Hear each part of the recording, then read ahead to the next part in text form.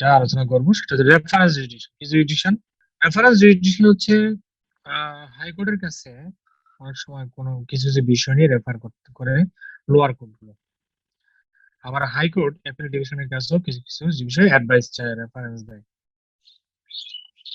যেমন একটা জিনিস বলি, মনে করেন কোন একটা আইনগত বিষয় আসলো লোয়ার কোর্টের সামনে, তখন লোয়ার কোর্ট চিন্তা করলো যে আসলে এটার আসল ব্যাখ্যাটা আমরা দিতে পারছি না, এই ব্যাখ্যাটা দিবে কে? হাইকোর্ট দেবে। আমাদের হুজুরকে, আমাদের মুস্তাদকে হাইকোর্ট। তো হাইকোর্ট ওস্তাদ হাইকোর্টের কাছে পরামর্শ চায় যে আপনি আমাকে একটা অপিনিয়ন দেন, এই মামলার ব্যাপারে আমি কিছু নিতে পারছি না, কি নিতে পারবো? আপনি একটা কি দেন, নির্দেশনা দেন, আমাকে ডিরেকশন দেন, অর্ডার দেন, বা অথবা একটা অপিনিয়ন দেন। লোয়ার কোর্ট গুলো সাধারণত কার কাছে যায়? হাইকোর্টের কাছে। আমাদের এই সিপিসি 113 নম্বর সেকশনে সেখানে স্পষ্ট করে দেওয়া হয়েছে যে লোয়ার কোর্টের যে কোর্ট গুলো আছে, সিভিল কোর্ট গুলো আছে, যে কোনো কোর্ট, তারা হাইকোর্টের কাছে পরামর্শ চাইতে পারে। সে অ্যাসিস্ট্যান্ট জাজ হোক আর ডিস্ট্রিক্ট লেভেলে জাজ হোক, তারা হাইকোর্টের কাছে পরামর্শ চাইতে পারে। তারা যে কোনো বিষয়ে সেটা আইনের ব্যাখ্যার ক্ষেত্রে হোক অথবা কোনো নির্দেশনার ক্ষেত্রে হোক আর অপিনিয়নের ক্ষেত্রে। তারা যদি মনে করে যে হাইকোর্টের কাছ থেকে রেফার করে, কোনো মামলা রেফার করে দিয়ে বলে যে আমাকে এই বিষয়টা সিদ্ধান্ত দেন, আমাকে এই বিষয়টা সব না না সেশন সেশন জাজ নাই, আমাদের সিভিলের ক্ষেত্রে বলা হয় ডিস্ট্রিক্ট ডিস্ট্রিক্ট জাজ কোনো রেফারেন্সের মামলা শুনতে পারেন না, তার সেই ক্ষমতা নাই। ঠিক আছে, সেই ক্ষমতা শুধু হাইকোর্টের বিষয়। ডিস্ট্রিক্ট জাজও ডিরেকশন চাইবে, অপিনিয়ন চাইবে, অর্ডার চাইবে কার কাছ থেকে? আবার অ্যাসিস্ট্যান্ট জাজ যিনি আছেন তিনিও যদি আইনের কোনো ভুল দেখতে পান, তিনিও চাইবেন কার থেকে অপিনিয়ন চাইবেন?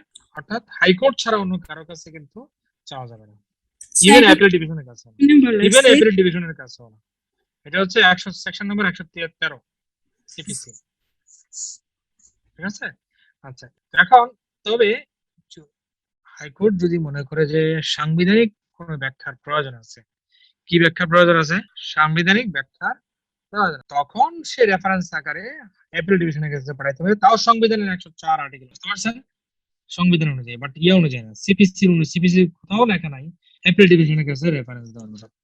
সিপিসি বলছে শুধুমাত্র কার কাছে রেফারেন্স দেওয়ার ব্যাপারে? লয়ের কোনো গুরুত্বপূর্ণ বিষয় যদি উদ্ভব হয় তাহলে সেই বিষয়ে সিদ্ধান্ত, অর্ডার, ডিরেকশনের জন্য চাইতে পারে। আর এটা শুধুমাত্র হাইকোর্টের ডিসক্রিপশনের পাওয়ার। হাইকোর্ট এটা আপনাকে সিদ্ধান্ত দিতে পারে, নাও দিতে পারে, চুপও থাকতে পারে, এটা হাইকোর্টের ব্যাপার, হাইকোর্টের ডিসক্রিপশনের পাওয়ার। তাহলে কি বিষয়টা বুঝতে পেরেছি আমরা? ক্লিয়ার? 7 নম্বরে যান, রিভিশন। রিভিশন জুরিসডিকশন কি? জুরিসডিকশন রিভিশন, রিভিশন একটু আগে বলেছি। আপিল এবং রিভিশন এই দুটো ক্ষেত্রে কমন কিছু বৈশিষ্ট্য আছে। কমন বৈশিষ্ট্য হচ্ছে আপিল নিম্ন আদালতের রায় বা ডিক্রিকে উচ্চ আদালত কর্তৃক যাচাই বাছাই করা, এটা হচ্ছে আপিল। যেমন সেশন মানে ডিস্ট্রিক্ট কোর্টের যে মামলার রায় আছে, ডিগ্রি আছে, এটাকে উচ্চ আদালত অর্থাৎ অ্যাপিলেট ডিভিশন যাচাই বাছাই করবে যে আর ঠিক আছে কিনা। এই যে প্রক্রিয়াটা, এই প্রক্রিয়াটা হচ্ছে সাধারণত আমরা কি বলি? আপিল। একইভাবে এটাকে রিভিশনও বলা যায়। এটাকে একইভাবে কি বলা যায়? রিভিশনও বলা যায়। অর্থাৎ নিম্ন আদালতের রায়কে উচ্চ আদালত কর্তৃক যাচাই বাছাই করার প্রক্রিয়ার নাম হচ্ছে রিভিশন এবং আপিল, দুটোই। বাট দুটোর মধ্যে পার্থক্য আছে। এর মধ্যে কি আছে? কি আছে? পার্থক্যটা কি? পার্থক্যটা হচ্ছে আপিলের ক্ষেত্রে আইন স্পষ্ট বলে দিছে কোন কোন ক্ষেত্রে আপনি আপিল করতে পারবেন। যেমন বলছে সমস্ত ডিগ্রির বিরুদ্ধে কি চলবে? আপিল চলবে। তারপরে বলেছে অর্ডার 43 কি বলছে যে এই অর্ডার গুলো, শুধু এই অর্ডার গুলোর বিরুদ্ধে আপনি আপিল চলবে, আর না তো অন্য কোনো অর্ডারের বিরুদ্ধে আপিল চলবে না। এই তালিকার বাইরে অন্য কোনো অর্ডার যদি হয়ে থাকে সেগুলোর বিরুদ্ধে কি চলবে না? আপিল চলবে না, স্পষ্ট বলে দিয়েছে। এখন ডিগ্রি এবং কিছু অর্ডার এর বিরুদ্ধে আপিল চলবে, কিন্তু দুনিয়াতে হাজার হাজার অর্ডার আছে, লাখ লাখ অর্ডার আছে। এখন এই অর্ডার গুলো আমি মনে করছি আমি এই অর্ডারের বিরুদ্ধে আমি কি করব? সন্তুষ্ট না, আমি উপরের আদালতে নালিশ করব, উপরের আদালতে কি করব? অভিযোগ করব। আমি এটা চাই যে যাতে করে উপর আদালতের বিষয়টা দেখুক, এই আদালত আমার প্রতি ন্যায় বিচার করছে না। তখন আমাকে রাস্তা থাকা উচিত না? বুঝতে পারছি কিনা? এখন আপনি আপিলের কথা বলে দিলেন যে এইগুলোর ক্ষেত্রে আপিল চলবে, তার মানে কি এখন বাকি যে অর্ডার গুলো আছে সেগুলো কি আপিল চলবে না? যদি আপিল না চলে তাহলে আমার তো যে কোনো রাস্তা দিবেন, দিবেন না আমাকে? যাতে করে আমি কারো জানাইতে পারি আমার দুঃখের কথা, মনের দুঃখের কথা বলতে পারি। তাহলে আমাকে এখন যেতে হবে, যেহেতু আমার কোনো গ্রাউন্ড নাই আপিলের, তাহলে আমাকে রিভিশনের পথে যেতে হবে। কিসের পথে যেতে হবে? রিভিশনের পথে। রিভিশন শুনতে পারবে শুধুমাত্র দুইটা আদালত। দেখেন একটু আগে দেখে আসছে আপিল শুনবে চারটা আদালত, মনে আছে আমাদের? শুনছে চারটা আদালত, কিন্তু রিভিশন শুনবে শুধুমাত্র দুইটা আদালত। কয়টা আদালত? দুইটা আদালত। একটা নাম হচ্ছে হাইকোর্ট ডিভিশন, আর একটা নাম হচ্ছে ডিস্ট্রিক্ট জাজ। এই দুটো আদালত শুধুমাত্র রিভিশন শুনবে, আর কোন আদালত রিভিশন শুনবে না। তাহলে কয়টা কোর্ট রিভিশন শুনতেছে? দুইটা কোর্ট।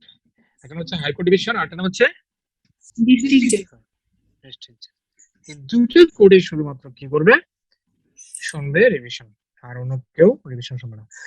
আর আপিল আদালতে যখন আপনি আপিলের জন্য দরখাস্ত লিখবেন বা মেমোরেন্ডাম করুন বা আপনি আবেদন করেন, তখন আপিল আদালত আপিল শুনতে বাধ্য। আপিল আদালত আপিল শুনতে কি বাধ্য। কিন্তু on the other hand revision আদালতে যখন আপনি দরখাস্ত করবেন, যেহেতু আপনার আপিল করার সুযোগ নেই, এখন বাধ্য হয়ে রিভিশনে দরখাস্ত করছেন, এই রিভিশন গ্রহণ করা বা না করা এটা আদালতের এখতিয়ার। আদালত বাধ্য না আপনার রিভিশন শুনতে, আদালত বাধ্য না কি করতে, আদালত বাধ্য না আপনার কি শুনতে, রিভিশন বাধ্য না, এবং রিভিশন আবেদন গ্রহণ করতে বাধ্য। রিভিশন করা মানে হচ্ছে এই, এটা আদালতের এখতিয়ারের ব্যাপার। আপনি রিভিশন দরখাস্ত করবেন, কিন্তু আদালত সেই রিভিশনের দরখাস্ত মঞ্জুর করতেও পারে, নাও করতে পারে।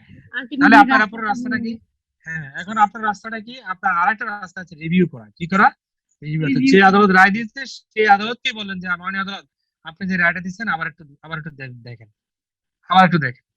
এই যে তাকে আবার একটু দেখার জন্য রিকোয়েস্ট করছেন, এটাকে, এবং সে যে আবার নিজের মামলা, নিজের রায়টা আবার নিজে দেখবে, নিজের মামলাটা নিজে দেখবে, নিজে যেটা বিচার করছে সেটা রিভিশন বা রিভিউ দুটাই আদালত একটা। আমি যে মামলার রায় দিয়েছি ইতিমধ্যে, এই মামলাটা আবার শুনবো কি শুনবো না, আমি দেখবো কি দেখবো না, আবার এটা বিচার করবো কি করবো না, এটা আমার ব্যাপার, কারণ আমি জাজমেন্টটা দিয়েছি। সুতরাং এটা কার ব্যাপার?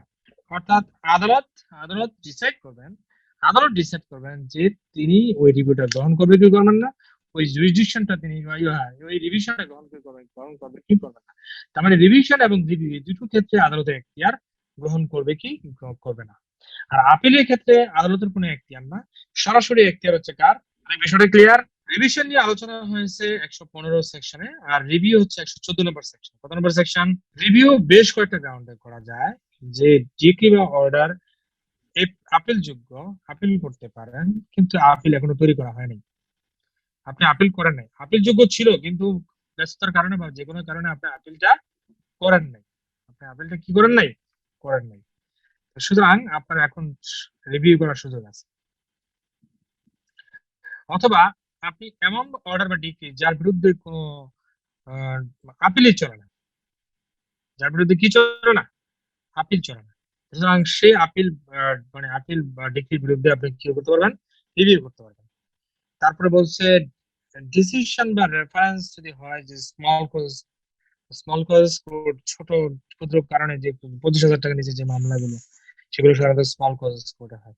তো সেই স্মল কজেস কোর্টের কোনো সিদ্ধান্তের বিরুদ্ধে যদি আপনি কোনো আপিল করতে চান, সেটা করা যাবে না, সাধারণত এটা করতে হয় রিভিউ করতে পারেন। অর্থাৎ ওই আদালতে বলতে পারেন, স্মল কজেস কোর্টের যে আদালত আছে সেই আদালতে বলতে পারেন যে আপনি বিষয়টা আবার একটু দেখেন, রিভিউ করেন। সুতরাং এই তিনটা গ্রাউন্ডে সাধারণত কি চলে, রিভিউ যদি অ্যাকসেপ্ট করে ফেলে তখন রিভিউ শুনবে। এখন রিভিউ জাজমেন্টের বিরুদ্ধে যদি আপনারা মানে ডিক্রি দেয়, কি দেয় তখন, ডিক্রি দেয়, রিভিউ শুনতে শুনতে ডিক্রিটা ফাইনাল করে দিল, তখন আবার আপিল করতে পারবে। আবার ওখানে যদি এমন কোনো অর্ডার দিল যেগুলো ওই 43 অর্ডার অনুযায়ী, সেই অর্ডার গুলো আপিল যোগ্য যদি হয়ে থাকে, সেই অর্ডারের বিরুদ্ধে আপিল করবেন চলমান প্রক্রিয়ায়। বুঝতে পেরেছেন?